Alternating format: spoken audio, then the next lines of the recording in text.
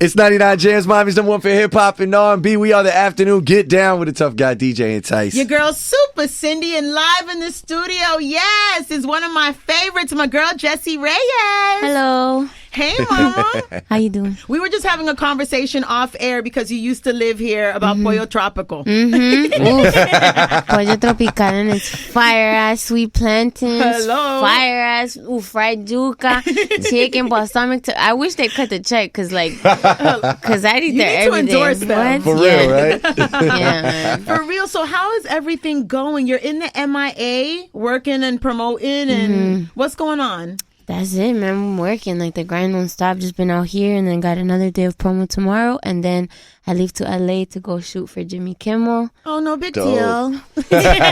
No big deal. Do you know what you're wearing already to Jimmy Kimmel? Probably a t-shirt and boots or chucks or something. I love that about you. Yeah. Exactly. Like, she just throws something on that looks dope. Right. I was trying to figure out if a stylist just throws it on you and it looks like no effort when there really is effort. Oh, thank you. But I shout out to my girl Steph Major. She's actually from Toronto and she's a stylist I work with sometimes, man. And she blesses me because she knows she knows what I like. Because it's dope when you work with somebody that knows what you like. Exactly. Because she'll just bless me with a bunch of XLTs because she knows that that's what I'm gonna gravitate to. So she's not trying to squeeze you in like a bondage dress with man. stilettos. This is your new look. Oh, that's the worst. That's the worst. Can you wear this dress? No. Give me my t-shirt.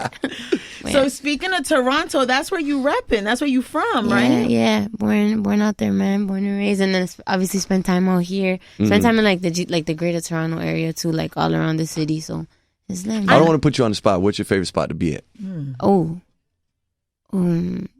It's gonna sound, You're like, this damn is it. gonna sound lame. Honestly, anywhere my family's at. Like, if my folks are with me, you see, like, they're behind me. If my folks and my family's close, I'm blessed anywhere. They like, make everything home, right? Make everything feel like home. Oh, that's so sweet. Yeah, and I kind of like the life of like moving around. Like, I get bored if I stay stagnant and stay somewhere too long. So I like being in a different country every few days. Like, I like it. So how did you get your start? Because where I first saw you was when you performed 2 years ago at the BET Awards. I was live in the audience and I was like, who the heck is this? Your voice just rung in that whole auditorium and I was like, your voice is so distinctive and different. Like, what has your journey been like? Thanks. Thank you, first off. Thank you. No, but serious, real talk. The journey's been long. I mean, even when I used to live out here, I used to busk and play guitar, like, on the street and, like, by the beach. And I used to do the same thing in Toronto. And I played, like, in Kensington Market and stuff and do auditions. A lot of auditions that I got rejected from. I'd work with everybody, any producer who would have me just to work, just because I wanted to do something. And then when I was living out here, a friend told me about the Remix project. And I was also... like, I wanted to do something. So I was talking to a mentor online, and one mentor that I had, and I was complaining because everyone was taking too long to send me, like done songs back. And so he was like, are you done? And I was like, yeah. He's like, you got to do what you can where you're at, whatever you got. So I shot a music video with my dude, and then he gave me the footage so that I could chop it up because I knew that was going to take long too. Yeah. And then I Googled how to do it myself. Wow. And then it took me 2 days to freaking edit a 3-minute long video, which is like, it shouldn't take you that long. But since I was a novice, it just took me that long.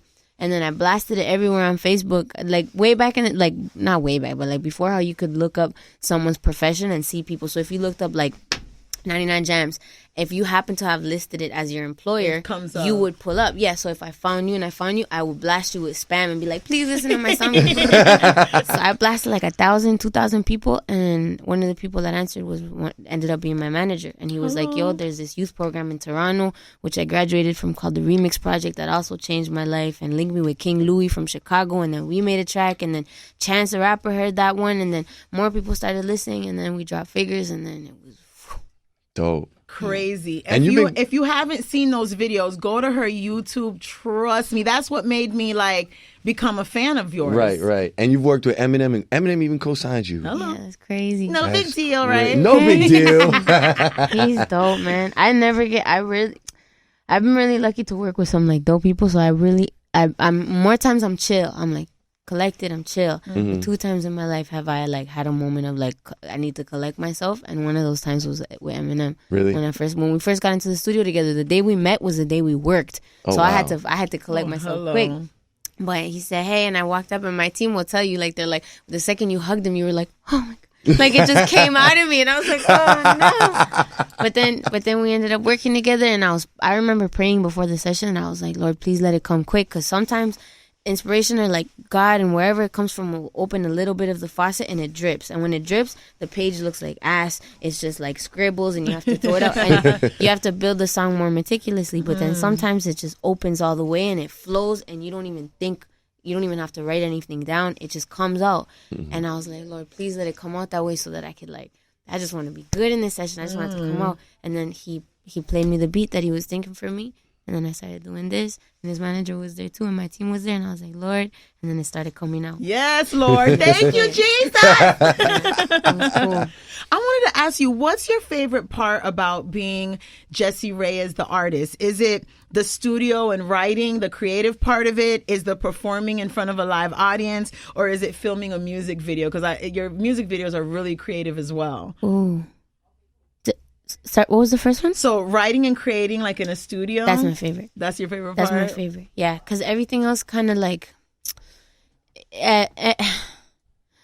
everything else has the potential to get tainted because there's so many things in the like politics in the music industry and like I'm sure even in radio, like everywhere, anything that you have this dream of when you're a kid has this nostalgic appeal because you had this idea of what it was gonna be when you're a kid, but when you grow up and you start going through it, you realize, oh, like there's this dark side to it, there's these politics, there's like rules I gotta worry about and all this BS. But the thing about writing is that it's pure, and it's like one of the things that I can keep pure. It's one of the things that it's just me and the pen, and it's me and the mic, and it's nothing else. So it's potent, and no extra hands, no extra cooks in the kitchen, no politics, nothing that's gonna dilute what it is. Oh, I got you. You're working on the album. Is coming out 2020. Yeah. Let's talk about the album a little bit. Any Exciting. surprises, any secrets, any hints you can give us on what we can expect? Yeah. You know how people talk about life and death, how they're opposites?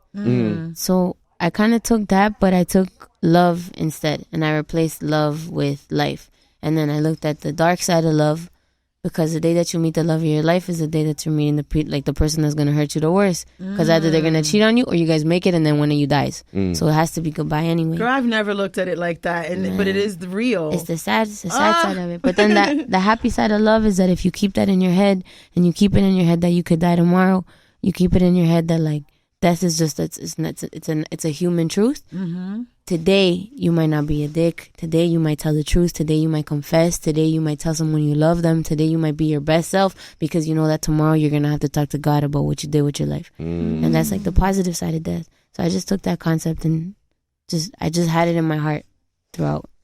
Yeah, so it kind of shows up. You recently worked with a lot of people. I love the Honesty remix with Pink Sweats. Thank you. He stopped by here. He's dope, and He's just dope. you two collaborating, insanity. How was that? Smooth, man.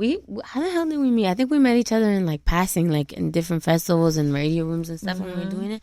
But he's as sweet as you like. He's as sweet as you think he'd be. He's super cool. Mad cool. It was smooth, man. It was easy. He sent it over. I did it. I sent it back, and boom. And I like your joint with Karol G. Thank that you. That remix is fire. So shout out, parceras. Colombiana too. So. I hear it on Latino radio. Hell yeah. It's like crossed over both ways. I love that. That's dope. Thank you. You've worked with Black, right? Yeah, man. Black the Zen King. That guy is so That's chill. I know him like way before he was From black. here. No way. And he used to be in the studio out here, and you could see it in him, like that guy was gonna make it. That's you it. know what I mean? Yeah, he's a dope pop. That's sick. So dope. He's so like chill, man. That Yeah. guy walks into a room and it just feels like someone just lit sage. Like, Right.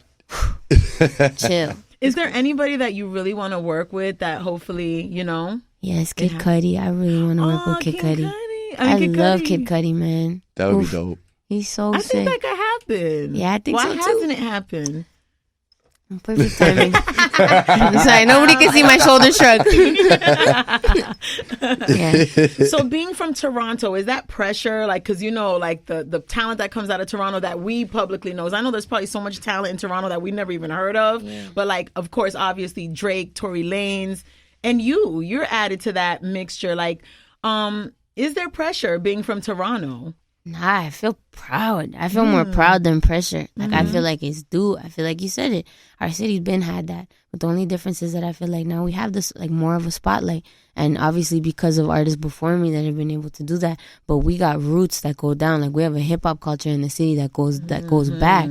So I feel proud and I feel revved up because I feel like it's overdue.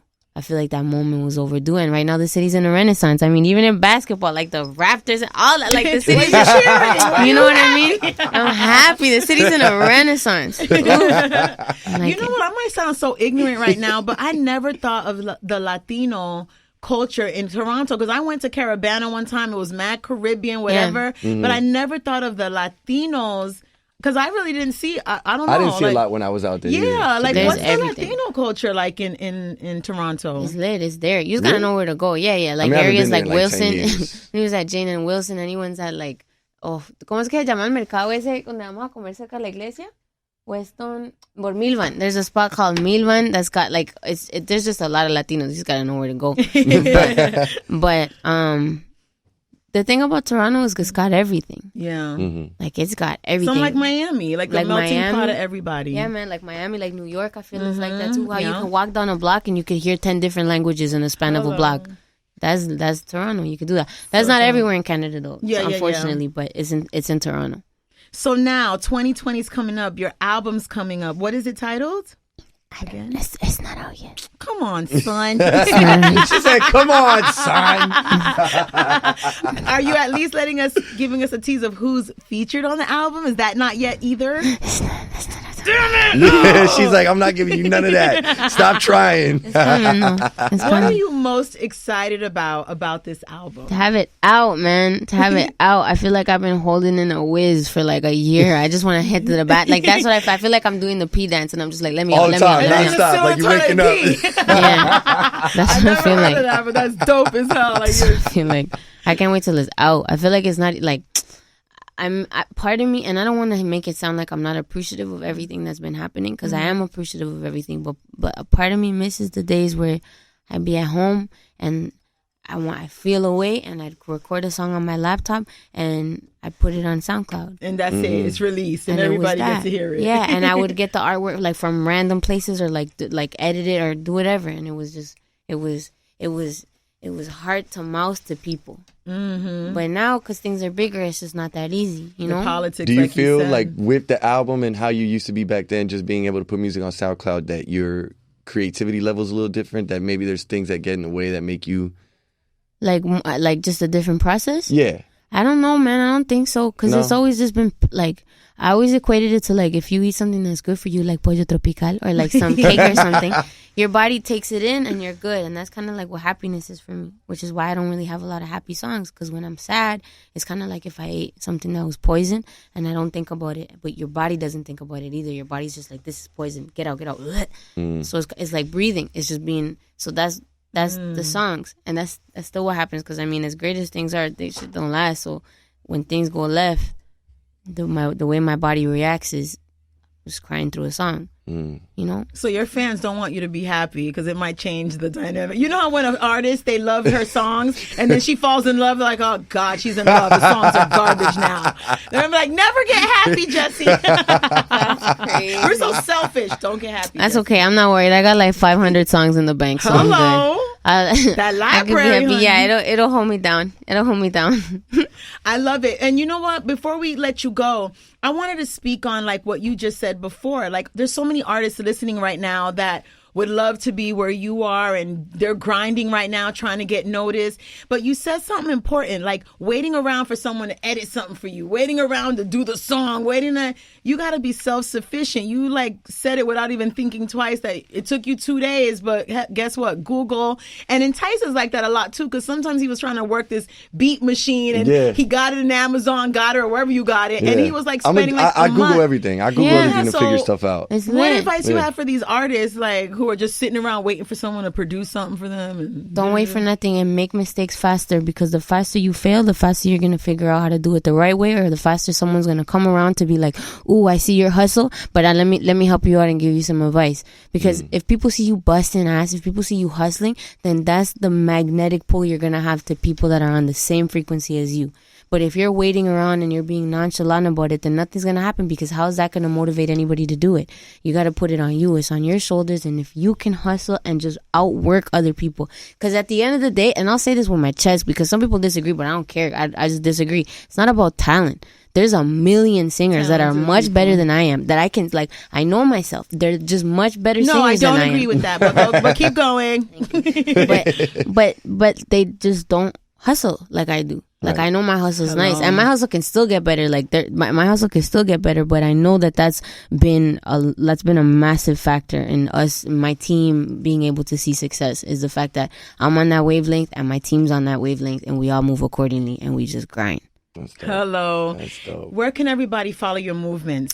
JESSIEREYEZ, Jessie Reyez, on Instagram, on YouTube, on SoundCloud, on Spotify, on Apple Music, everywhere but Pornhub. All right, we're going to film the game show after separately. Okay, yeah, we'll do it separately.